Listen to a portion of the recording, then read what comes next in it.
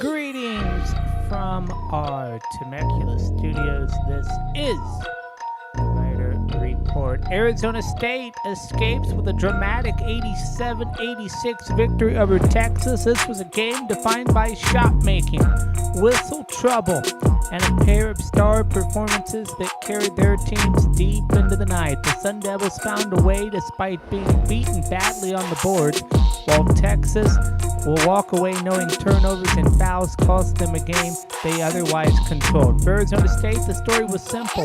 Marcus Odom, the junior guard, put on a show, scoring 36 points, attacking relentlessly, and living at the free throw line, where he converted 16 of 18 attempts. Arizona State shot the ball well from deep at 50%, forced 19 Texas turnovers, and turned those mistakes into 18 points, a crucial difference in a one-point finish, even with just 4 assists as a team and being out-rebounded 34-22. The Sun Devils made the timely plays that mattered, but Texas, they got a huge night from Darius Swain, who delivered 24 points on a highly efficient 10 of 14 shooting.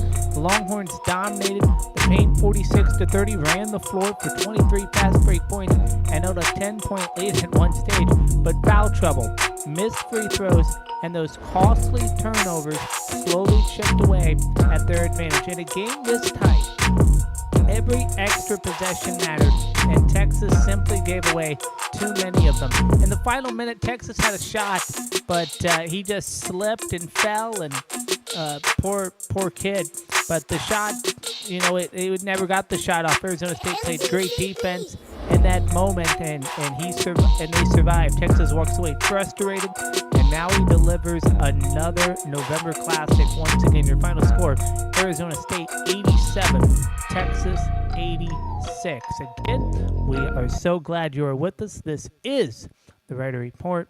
I'm Ryder Bullock. You know, the Maui Invitational never disappoints. Lahaina may be paradise, but if you're Seton Hall or USC right now, it's more like a basketball honeymoon. If you're NC State, maybe more like the red-eye home you wish you didn't book.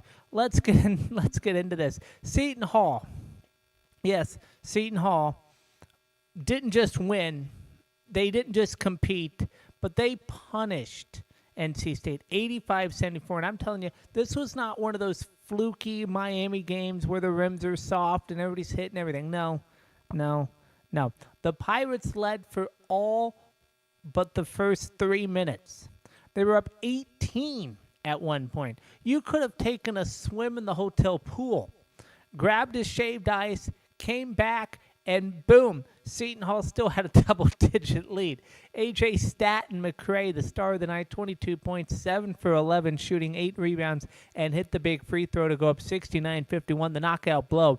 This kid played like a guy who woke up and said, I'm the best player in the gym today, and no one's stopping me. Seton Hall shot 52% from the field, 83% from the line, blocked 9 shots, ran NC State out of the gym 22-7 in fast break points, and forced 19 points off turnovers. And let me tell you something. NC State came in averaging 100.8 points per game. Seton Hall held them to under 75. That's not defense. That's straight up policing the perimeter. And it's their best start since 2014. They're 6-0 and look like a team with real chops. Game 2, USC. And, folks, this was a good one, 70-67. Trojans win it over Boise State. Rodney Rice, remember the name, he scored 27. And let me tell you, the kid hit the shot of the tournament so far. 14 seconds left, tie game. He splits 2 defenders like Moses Part in the sea, and he hits a runner while being fouled and completes the free three-point play to make it 68-65. That's big-time basketball. That's the moment you draw up in the huddle, and nobody actually executes. But he did. Boise State still had a shot. They inbound with 4.2 seconds left. Javian Buchanan gets a great look from 3, a clean look, but, front rim ball game. USC hit 11 threes. Boise State went 5 for 25. That's your difference right there. So Tuesday, you get USC and Seton Hall in the semifinals, 2 undefeated teams, one team hot from 3, the other clamping down on defense. That's must watch in Maui. And you can't forget about Washington State. Okay? And they were playing the host team, Shamadan, who, Shamadan used to play in this tournament every year. And then now it's every other year. Okay? And I think Shamadan needs to play every year. I'm just gonna say that again. Because they're competitive. I get it, yeah, they're Division II and da-di-da. But this game, Shamadan once again doing Shamadan things. They annoy people. They led 52-41 at halftime. They had Wazoo sweating like they were running a beach marathon. But Aaron Glass comes off the bench, 17 of his 26 in the second half. Kid went full microwaved. Jordan Clarkson, 8 for 15, 3 for 6 from deep. Perfect from the line. And how about Varvers? Another 25 points. Shamadan's King had 10 boards, 5 assists. Guy played like he thought ESPN was going to offer him a 30 for 30 on the spot. But the Cougars survive, and that's the key in Maui. Survive, hydrate, and advance. So Washington State will play Arizona State. Seton Hall will play USC in the semifinal. NC State and Boise State in the Constellation there. And Texas will play Shamadan as well. But I want to focus on this Seton Hall USC matchup because it's going to be so great. Seton Hall's defense versus USC's perimeter game. That's your heavyweight matchup. Winner, in my opinion, will probably win the tournament. I'm rooting for Arizona State, and that's bias, and you can, flag me on X for that. But I'm telling you what, no doubt that they're going to go to they're going to the championship match, obviously. But Arizona State or Washington State is going to have a tough time playing either Seton Hall or USC. Just my thought there. And I'll end it with this. Seton Hall looks like the story. USC has the closer. NC State's still trying to figure out how they scored 100 a night but couldn't crack 75 in Paradise. So I think they will, get the fourth place spot because they ain't beaten Arizona State. Not the way they played today. Okay, let's move on. I think we're to the point where we play the music and I talk really fast. Is that where we're at? I think so. Okay, let's cue the music. Week 12 in the NFL. Steelers and Bears. This wasn't the Bear, but Chicago was cooking early. Caleb Williams steals 239 yards and 3 touchdowns. Chicago escapes the title in 31-28 Bears. Patriots and Bengals. The Patriots have now won 9 straight, more streaking than contestants on the Golden Bachelor. Drake May goes 294 and a score as New England keeps it rolling 26-20 Patriots. Giants and Lions. Jameis Winston throws for 366, but Jamar Gibbs enters full MCU final battle mode with 219 rushing yards and the overtime walk-off 34-27 Lions in overtime. Vikings and Packers. Jordan Love didn't have to do much. Emmanuel Wilson runs through Minnesota like GTA 6 pre-orders, 23-6 Packers. Seahawks and Titans. JSN absolutely erupts, 167 yards, 2 touchdowns. Cheat code energy all night, 30-24 Seahawks. Colts and Chiefs. Mahomes throws for 352. Kareem Hunt does the heavy lifting and the skid ends. And your one Taylor Swift reference, she wasn't there, and they won anyway. 23-20 Chiefs in overtime. Jets and Ravens. Derrick Henry punches in 2 and runs like he's late for his Fast and Furious 12 cameo. Jets lose as tradition, 23-10 Ravens. Browns and Raiders. First start for Shedeur Sanders. First win for Shedeur Sanders. First time that a Browns first-time starting quarterback has won in almost 30 years. Browns comfortable all afternoon, 24-10 Browns. Jaguars, Cardinals, overtime thriller in the desert. a teeny is steady. Jacksonville a bit steadier. Arizona again comes up short, 27-24, Jags in overtime. Eagles and Cowboys down 14 early. Dallas storms back. Dak throws for 354. Pickens snags 146, and Philly fans blame everything from the refs to the rotation of the earth. 24-21 Cowboys. How about them boys? Falcons and Saints. Atlanta ends the 5-game slide. Bijan's back in the rhythm. Saints drowning the mock drafts. 24-10 Falcons. Buccaneers and Rams. Stafford with 3 touchdowns. Puka doing Puka things. And the Bucs offensive is vanishing faster than Joe Swiss. Rebrand 34-7 Rams. Monday night in the Bay. Panthers taking on the 49ers. Purdy's efficient. McCaffrey's grinding. Defense nasty as ever. 20-9 the Niners. That is week 12 of the NFL.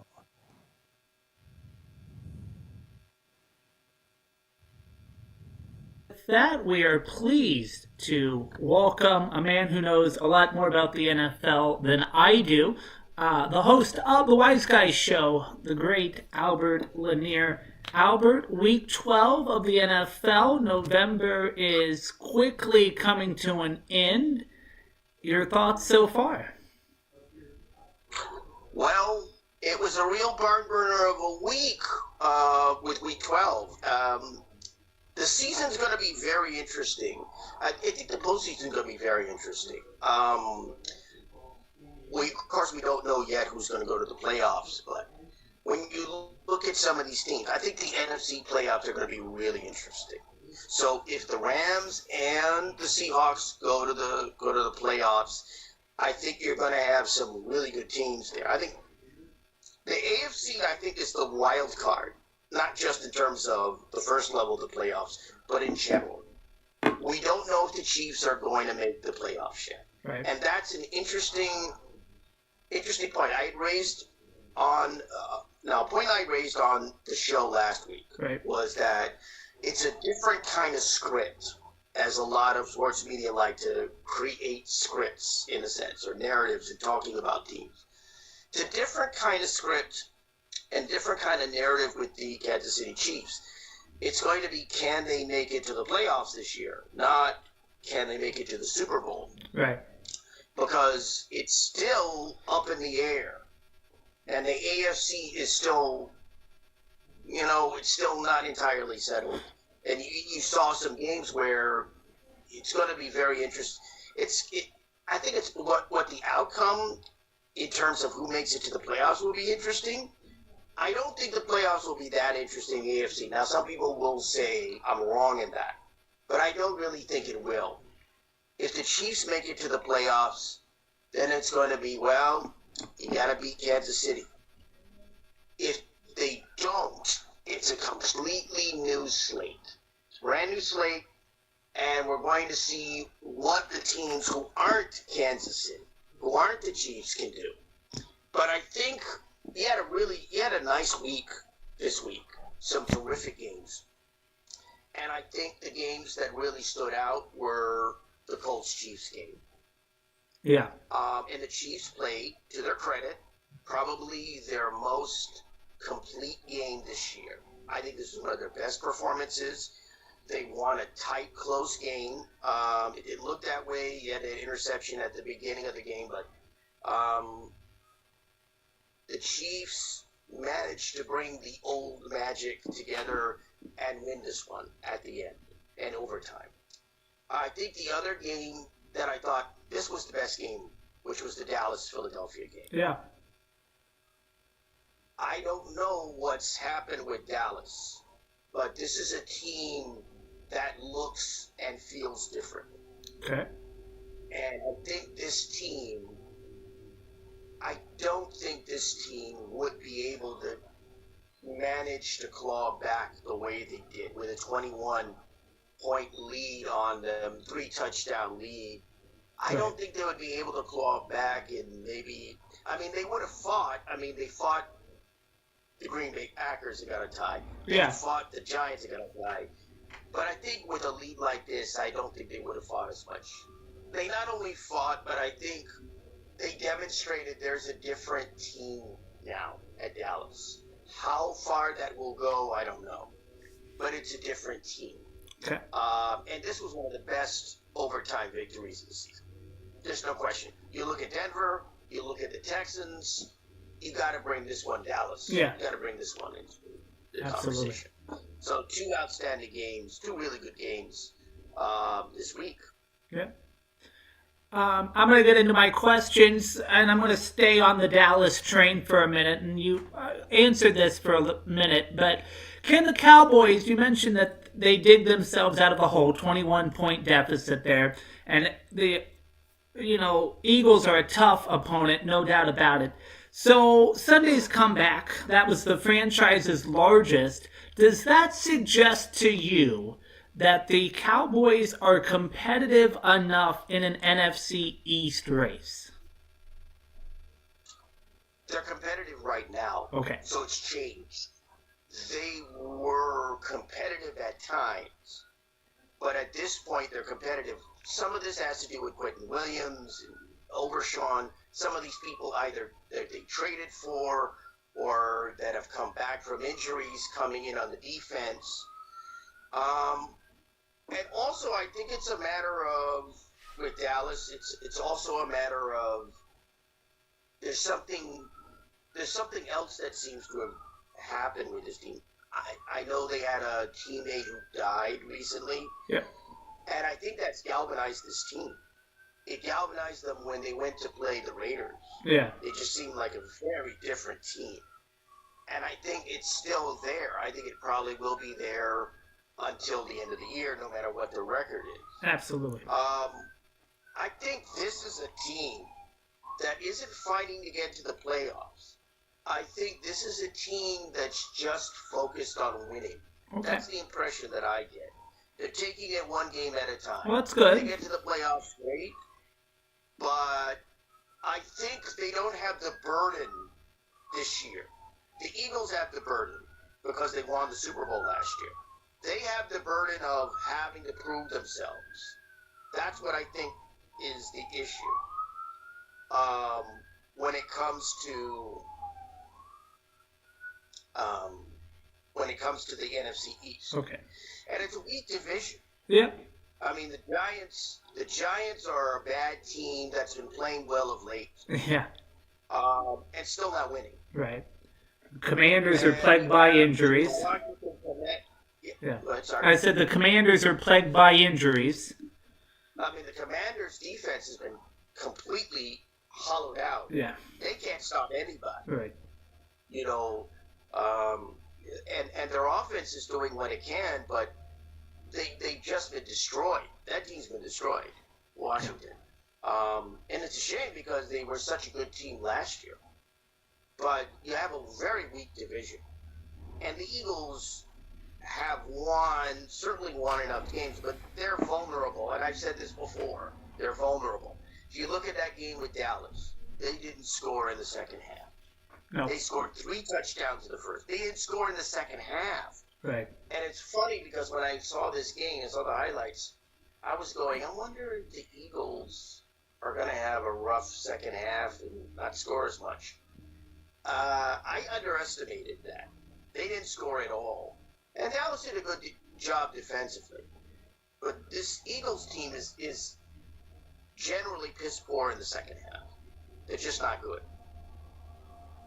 And so it's a vulnerable Eagles team, though they've been successful. And they got problems there. I said the Eagles are dysfunctional. I've said this before, and I don't know why this isn't being focused. The people talk about A.J. Brown. It's more than A.J. Brown. There's something wrong with this team. It just they managed to get by with all their dysfunction and all their problems with all the issues. But that can't last forever. Can't do it. So right now with Dallas, I think what they have to do is just keep, even if they lose a game here and there, I don't think it's really about the playoffs with them. I mean, I'm sure Jerry will say it is. But I think it's, for them, it's just about, I think, being the best they can, or trying to be the best they can, and trying to win games, and trying to have a decent season. And I would say right now, this game that's coming up in a couple of days on Thanksgiving with the Chiefs is going to be a monster game because Dallas won, they beat the Eagles, and the Chiefs had won, and they were basically seen as in big trouble, and they still are in big trouble. So both these teams really need to win, and so this is going to be a far bigger game than it was at the beginning of the season. It could be fireworks in that game. Normally, Thanksgiving Day games sometimes they're important, sometimes they're not. This is a real important game. Absolutely. I said I think it's the best game of the Thursday slate. I don't know if you agree with that.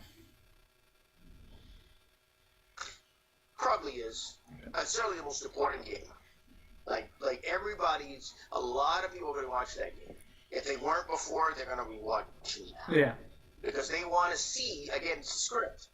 Will the Chiefs make it to the playoffs? That's going to be the narrative. That's the script. Whether ESPN or whether Fox Sports or whether any of the local TV stations or anybody else is bringing this out. Yeah. That's the script in regards. That's the narrative in regards to the Chiefs. Will they make it to the playoffs? So we'll see. Again, that's more interesting to me than, they're going to make it to the Super Bowl. That's good. I want to switch gears to the AFC South. It is probably the most interesting division right now, thanks to the Colts' loss. Jaguars are sitting at 7-4, poised to be genuine contenders in the AFC South with a narrow victory over the Cardinals. And then you have this key divisional showdown looming between Indianapolis and the Texans on Sunday, with Davis Mills stepping in and C.J. Stroud on the men. Colts looked exposable on yesterday. Who is the leader of the South right now?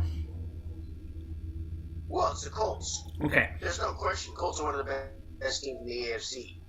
They had a tough game against the Chiefs. They haven't lost too many games. They had a tough game against the Chiefs. And teams, I said this when they played Atlanta, teams are playing the Colts now a little tougher. They're playing them a little tougher. And the Jaguars are a good bad team. Okay. They're a good team that are fundamentally bad. I mean, I don't know any other way to say it. That game against the game they played against the Cardinals was a disaster. I mean, that was a disaster. They managed to win, but it was a disaster. The Cardinals botched that game. They botched it. They got the ball late and didn't snap, thus ensuring the clock would be stopped. And then went ahead with the play, and I think they did a couple of plays and settled for a field goal, and they went into overtime, and Jaguars managed to win in overtime. They should have been able to win that game. They should have won that game. They didn't. It just was poor decision-making, and poor use of the clock in that game. The Jaguars are a good bad team. Again, the Texans are winning games, but they're a bad team. Yeah. They're just a bad team, but they're playing well. The Giants are a bad team, but they're playing well. Right. They're still losing, but they're playing well. You can be a bad team and play well. The Texans are a team that can get to the playoffs, and then they won't go too far. They'll win one game, and that's it. They're not a good team. I said this before. They're one of the most overrated teams in the NFL. One of the overrated teams in the NFL. Yeah. And it's going to be interesting to see what the Colts have to win this game. They got to win. So it's a must-win for the Colts. The driver's seat for the most part. Huh? I said it's a must-win for the Colts? Yeah, it's a must-win because you're looking at the Texans. It's not that the Texans will come up. You gotta be able to keep the lid on any of those teams. Jaguars, Texans. The Jaguars are more of a possibility to get in. So you gotta be able to win this game, even though your record's great and your record's real good. You gotta win this game right now because the Texans have put a couple wins together, and they're playing better with Mills as the quarterback. And I said this before. I said this when they beat the Jaguars. This offense looks good with Mills. It doesn't look great with Stroud. Interesting. Just doesn't. Yeah. He's an overrated quarterback anyway. He's good, but overrated. Okay. As is his team. Okay.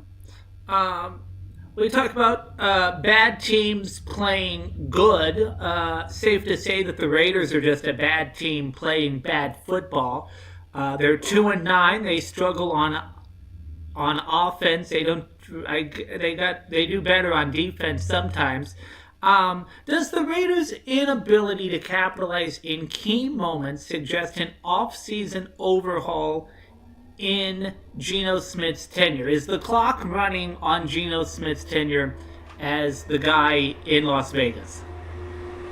Well, it's interesting. They're going with him, and I don't know if the clock is running. The clock was running out for Chip Kelly because he got fired. Right.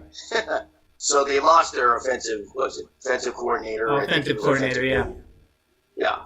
So the clock's running out for Geno Smith. Okay.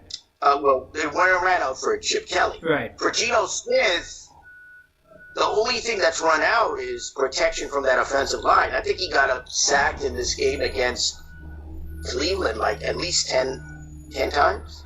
Yeah. I think I had heard a stat, like 10 sacks at least. That's horrendous. There's not much he could do. Yeah, he makes some bad decisions passing the ball, but that offensive line isn't giving him anything. He's not getting a lot of clean pockets. You don't have a lot of clean pockets as a quarterback. There's not much you can do. And I don't really know what the Raiders could do. I guess they can go with Aiden O'Connell, but he makes some interceptions too. But at this point, I don't think you've got anything to lose. They seem committed to him, and I think at this point you have to just take a chance and maybe go with a backup because you got nothing to lose at this point. And that's what the Jets are doing with Tyrod Taylor.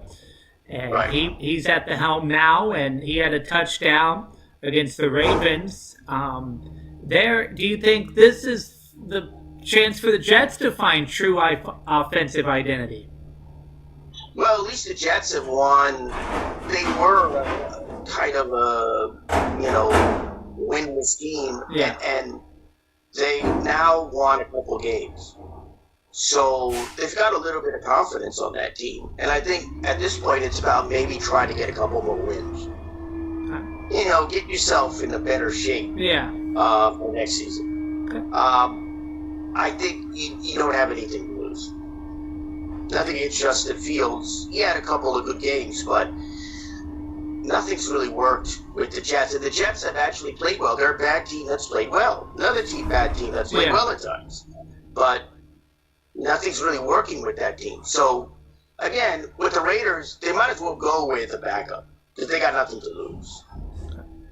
Let's shift gears to Seattle. Jackson Smith Njigba, JSN. One of the most electric receivers I've seen in quite a while. 1,300 yards in just 11 games.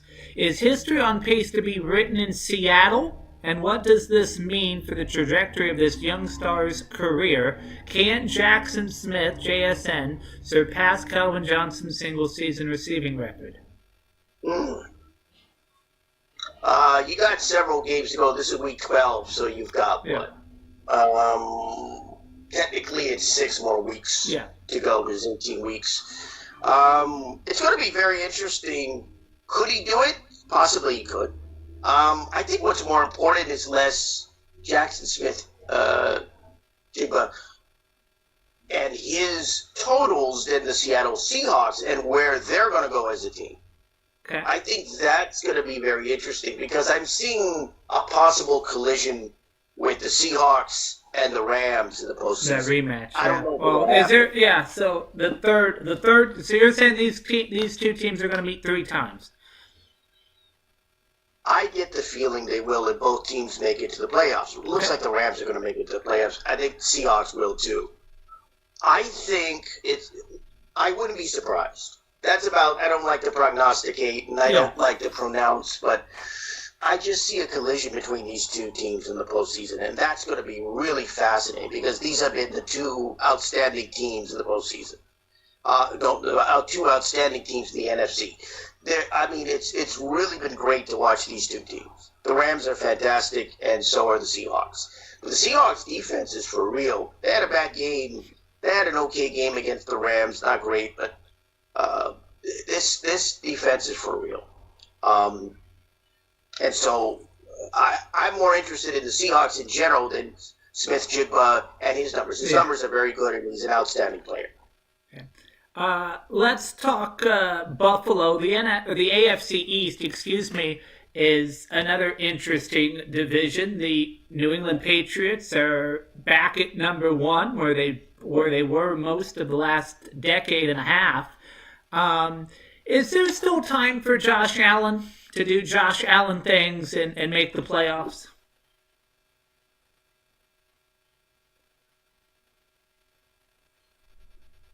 Well, he did Josh Allen things in the game last week against the Buccaneers. I think it's going to be very tough for the Bills this year.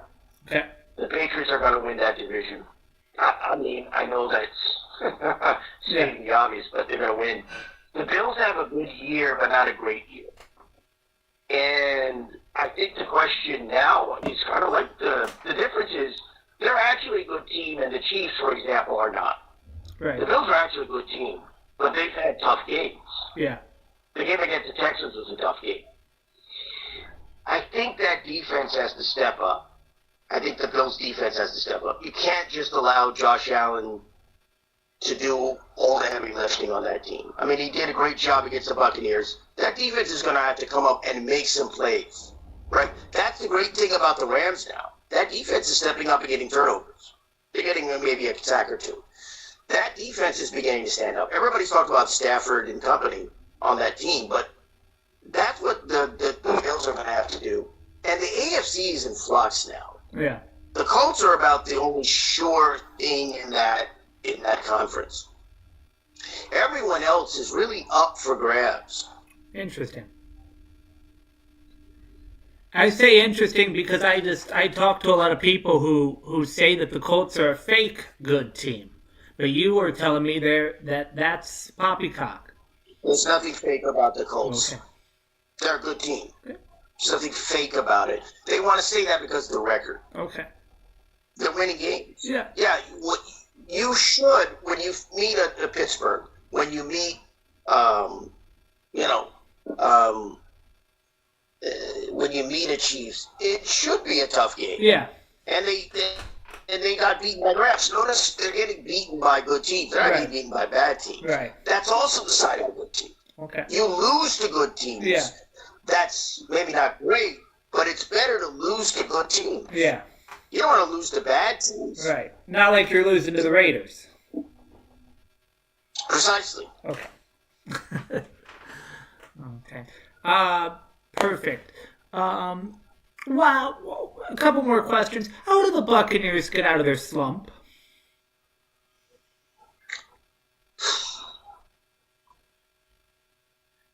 That's a tough question.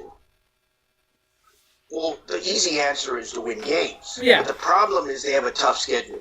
Okay. See, the schedule's been unkind to the Buccaneers. They had to deal with the Bills, then they had to deal with the Rams. Then they had to deal with the Rams. And previous to that, they had a tough game. They had to deal with Patriots. They're up against really good teams. And as good as the Buccaneers are, remember they've been playing injured. Right. They had the playmakers that are injured. And there's only so much that Baker Mayfield can do.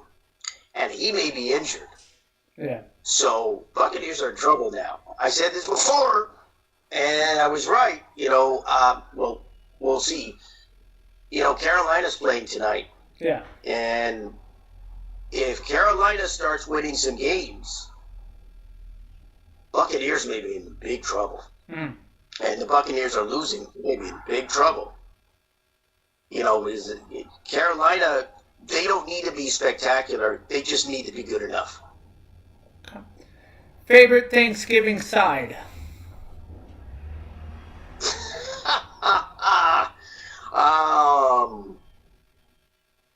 I think normally for me it's stuffing. Okay. Stovetop or otherwise. Yeah. Perfect. Where do we go to listen to the Wise Guy Show? Go to YouTube. Go to my channel at Ryder Albert Lanier 3434. That's at Ryder Albert Lanier 3434. Or just put in Ryder Albert Lanier. That's my channel on YouTube. Okay. He's Albert Lanier. We're trying to get him his Macy's Thanksgiving Day Parade float, but I think Macy's is not listening to my petition. So we'll work on that for next year. But always a pleasure to talk football with you. We will see you next Monday, and happy Thanksgiving to you. Right. I guess I have to now head off like underdog and leave. See you later. Maybe we'll put him on the stovetop stuffing float. I don't know. He's great. Always a pleasure to talk football with him, and his insights are fabulous here. We do, though, need to pivot to a story that just as a headline, and this whole story makes you just stop mid-coffee, put the mug down, and say, Chauncey Billups. Chauncey Billups is in a courtroom on gambling charges. I mean, the NBA has had scandals, but this one is something different. We all know the story by now. Chauncey Billups, Hall of Famer, Finals MVP, current, suspended coach of the Portland Trail Blazers, appeared today in federal court in Brooklyn for his arrangement. He pled not guilty to wire fraud conspiracy, money laundering conspiracy, and these charges carry up to 20 years if convicted each. So this is not just 20 years. He's looking at 40 years. Okay, the judge set the bail at $5 million. Billups put up his house in Colorado, and his wife and daughter had to co-sign the bond. Okay, so he's using his house as collateral. That is not the action of somebody dealing with small-time problems. This is a serious federal case. He's one of 31 defendants, including NBA guard Terry Rozier and former player Damon Jones. The FBI rounded up a whole ring tied to the mafia. Okay, and this poker game that went on with this X-ray table and all of that, it was not your average Friday night basement poker game.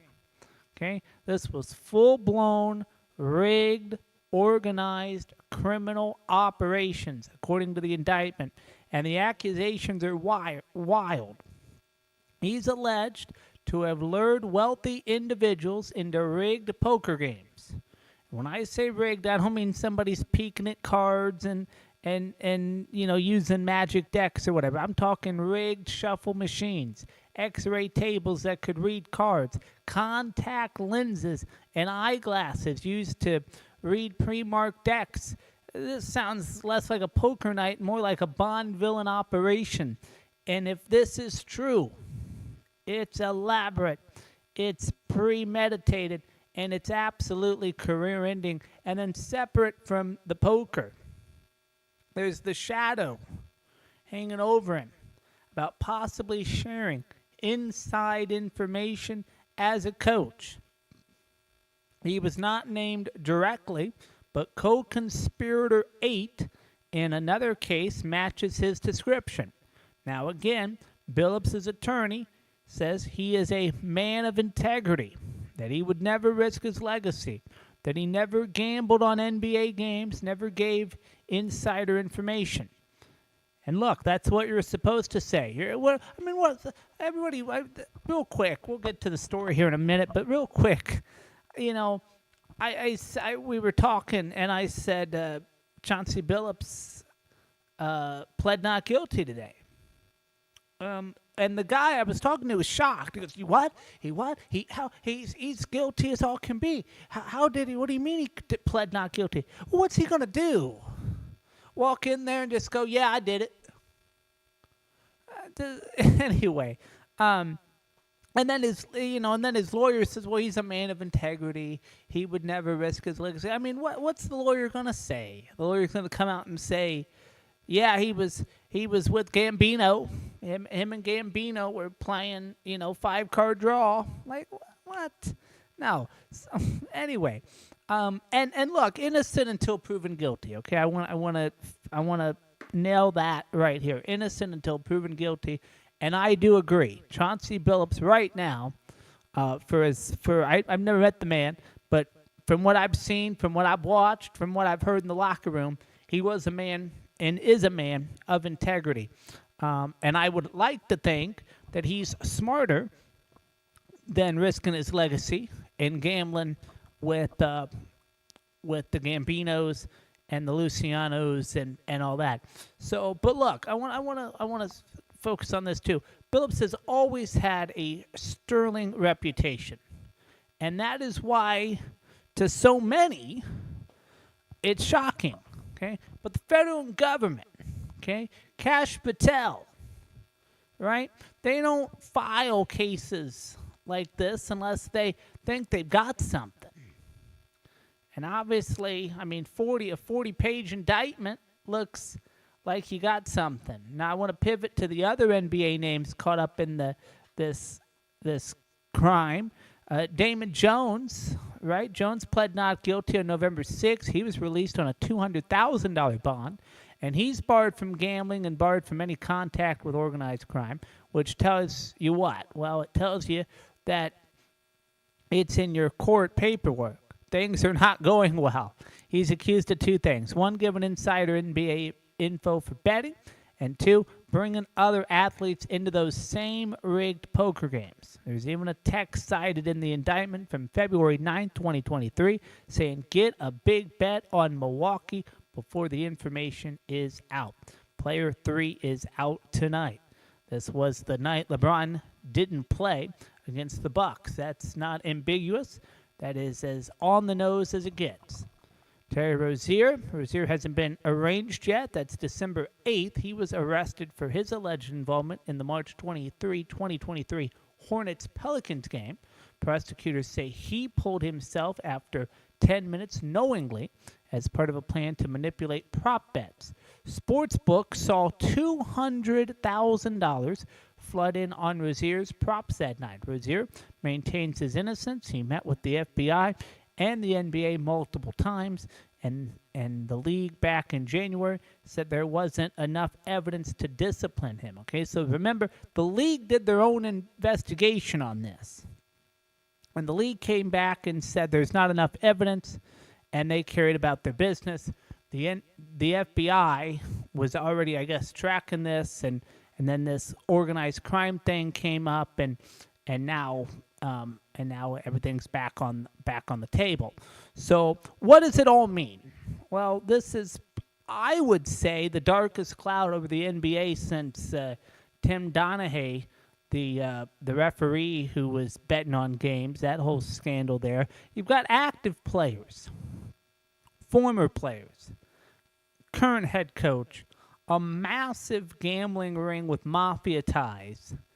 And here's the thing.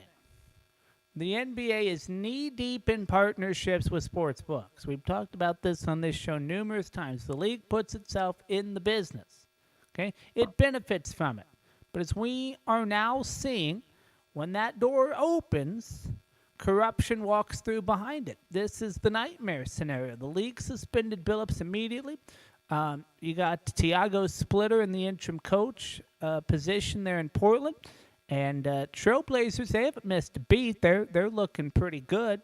I think Splitter's going to be there for at least this season until they hire somebody. I don't think Billups will ever be back on a sideline. That's just me, especially if these allegations are true.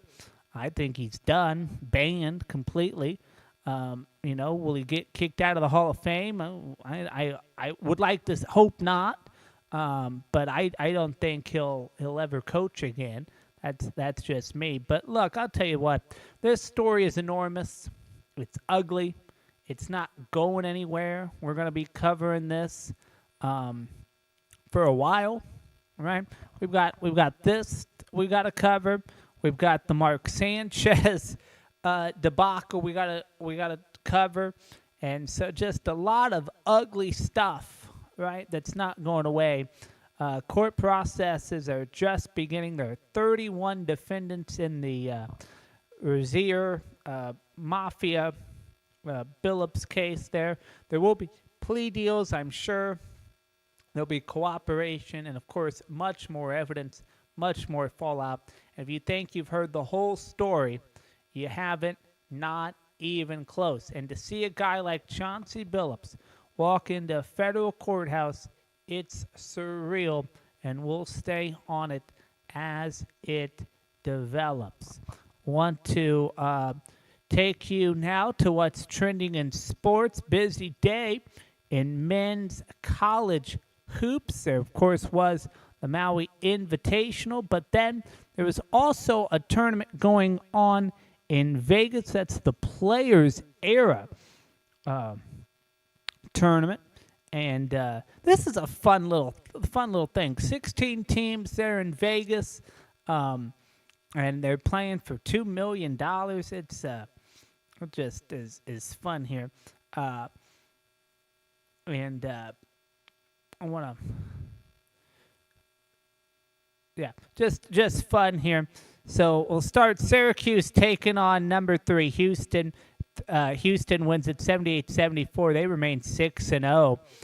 Uzon 26.7 rebounds, 3 steals. How about Michigan taking on San Diego State? You know the Wolverines are ranked 7th, and they're 5-0 now, 94-54 the final score. Lindenberg, 15.6 rebounds. Gonzaga taking on Alabama.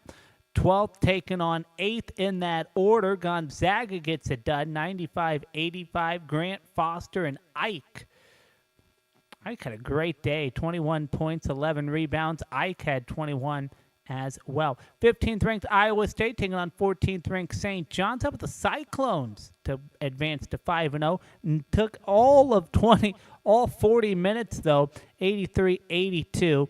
Iowa State remains unbeaten with the help of Makakovic, 23 points for him. Rutgers taking on Tennessee. Jacoby Gillespie scores 32 points. Number 20, Tennessee beats Rutgers 85-60.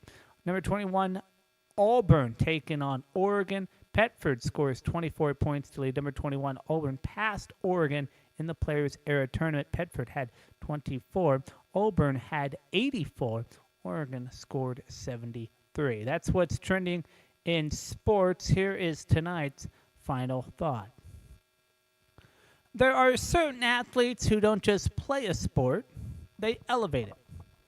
And then there's Shohei Ohtani, who seems determined to redraw the borders of what we once believed humanly possible. And tonight, with all the concoctions of a man announcing dinner plans and where you're debating whose house you're going to visit first on Thanksgiving and where you're going to shop on Black Friday, there was a message on social media that went out. And it was by Ohtani, who revealed that he intends to suit up for Japan in next year's World Baseball Classic. It's news that, much like the man himself, manages to be both unsurprising and astonishing at the same time. Unsurprising because Ohtani has already given us a master class in national pride. In 2023, he stood on the mound, stared down his then-teammate Mike Trout, and delivered a strikeout that instantly became a piece of baseball folklore. He didn't just help Japan win the WBC, he authored it, gave it its signature moment, and he left with the MVP to prove it. But astonishing because since then, Ohtani hasn't simply gotten better, he's ascended. In the last month alone, he picked up his 4th MVP award and capped off a season in which he powered the Dodgers to a second straight World Series title. This after returning to pitching just a year removed from Tommy John surgery. Most players spend a season trying to become serviceable again. Ohtani returned and delivered, in the postseason no less. And what some are calling the single greatest game in Major League history. 10 strikeouts, 3 home runs, and one more reminder that he operates on a different plan.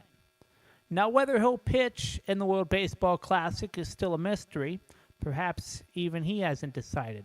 But in truth, Ohtani's mere presence changes the stakes. For Japan, the tournament, for the sport itself. We're grown to these ideas that Shohei Ohtani is a once-in-a-century talent. And what we forget is that he's still writing this century. His century.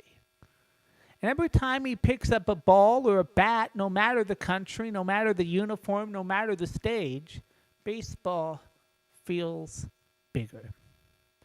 And that'll do it for me on this Monday night. Till next time, Ryder Bullock reporting.